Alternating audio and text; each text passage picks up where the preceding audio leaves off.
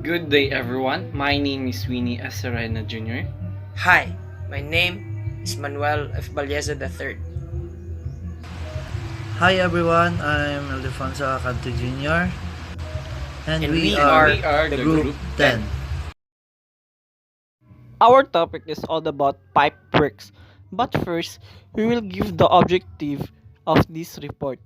At the end of this lesson, the learner shall be able to determine minimum bend radius with regard to pipe diameter, thickness, material, and process to be used. Select pipe filters or strainers in piping systems. Bend pipes using both cold and hot techniques. Determine minimum bend radius with regards to pipe diameter, thickness, material, and the process to be used.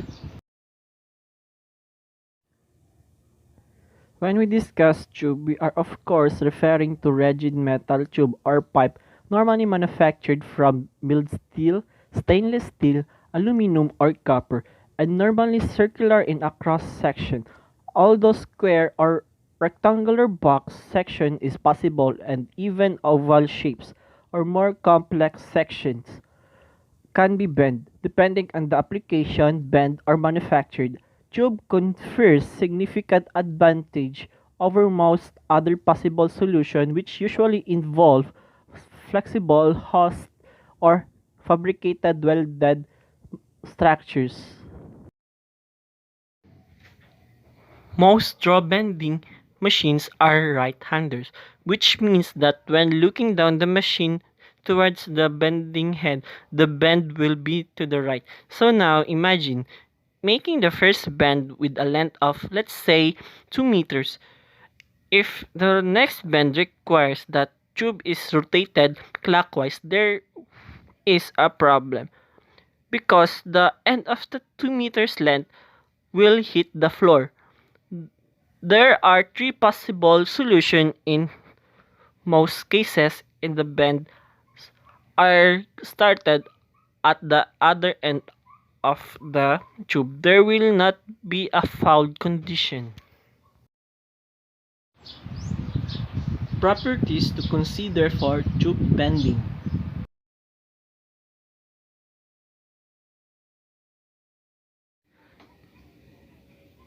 Yield strength. The machinery has to be capable of performing the bend. The required force depends largely on the type of steel and its yield strength. Wall thickness. When bending tubes and pipes, the thickness change in the inner and outer walls of the bed. The inner wall become thicker while the outer wall become thinner. Some machines provide support to avoid problems with the cross section such as the wrinkles in the inner wall. Bend ranges.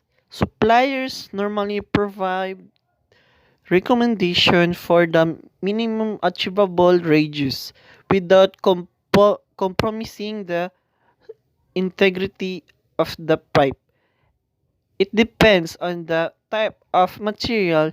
Reaching the minimum requires attention and expertise.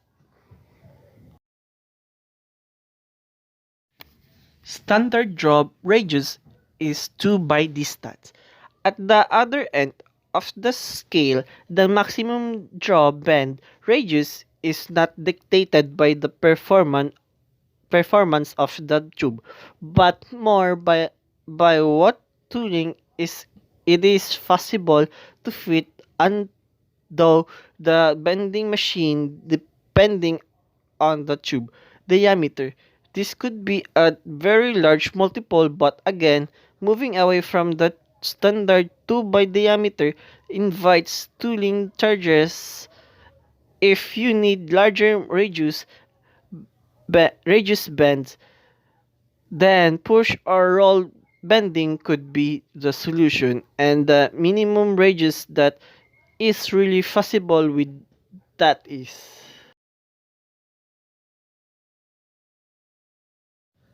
Minimum roll bending radius is 7 by distance. There is no maximum limit to the radius from roll bending except of course leaving the tube straight, which is the same as an infinite bend radius. Obviously, it always makes sense to check with your tube manipulator what tooling they have for the tube diameter that you have chosen before you start designing your component. Select pipe filters and strainers in piping system. There are four common types of strainers used for oil and gas filtration. Y strainers. Y strainers are used in a wide variety of liquid straining applications to protect downstream process system components in many industries, including chemical processing, petroleum, power generation, and marine. Water handling applications where Y strainers are used to protect equipment that could be damaged or clogged by unwanted sand, gravel, or other debris are very common. Y strainers are very cost-effective straining solution in many applications, where the amount of material to be removed from the flow is relatively small, resulting in a long intervals between screen cleaning, and strainer screen is manually cleaned by shutting down the line and removing the strainer cap.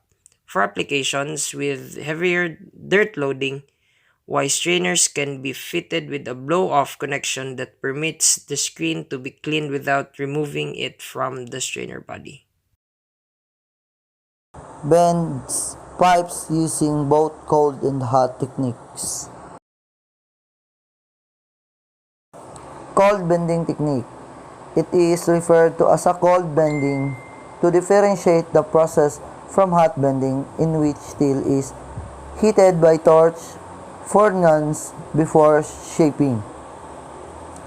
This process is generally performed using rollers to press a piece of steel against metal. Shaping tools called die. It may also be referred to as a cold rolling or pyramid rolling.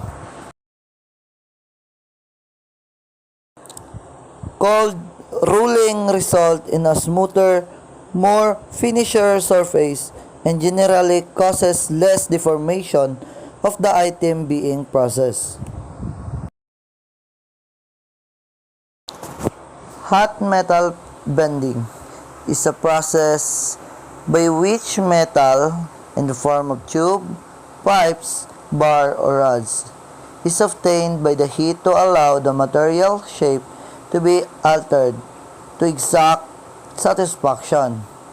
Unique process offer tight bend reduced in the degrees that can withstand more altering than cold forming method.